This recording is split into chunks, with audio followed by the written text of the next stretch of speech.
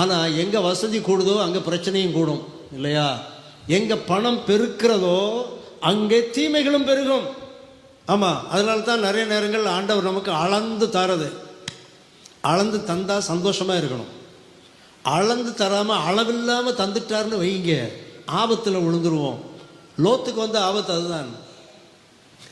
சில நேரங்களில் அதிக பண வசதியை பெற்றுக்கொள்ள வேண்டும் என்று நம்ம மனசு துடிக்கும். அவனை போல பணக்காராகணும், இவனை போல பணக்காராகணும். ஆண்டவர் ஆக்கலைன்னா சந்தோஷப்படுங்க. ஆக்கிட்டாருன்னு வைங்க, பிரச்சனையும் கூடவே வந்துடும். லோத்துக்கு அப்படித்தான் வந்தது. அந்த ஊரே பெரிய நாசமான ஊராக மாறிவிட்டது. தீமை நிறைந்த ஊரா போச்சு. செழிப்பு மிகுதியானால் தீமை பெருகும். உங்களுடைய வாழ்க்கையும் என்னுடைய வாழ்க்கையும் எடுத்து பாருங்கள்.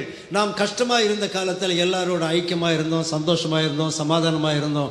இன்னைக்கு நல்ல துட்டு வந்துட்டுன்னு வைங்க, பிரச்சனை வந்துடும்.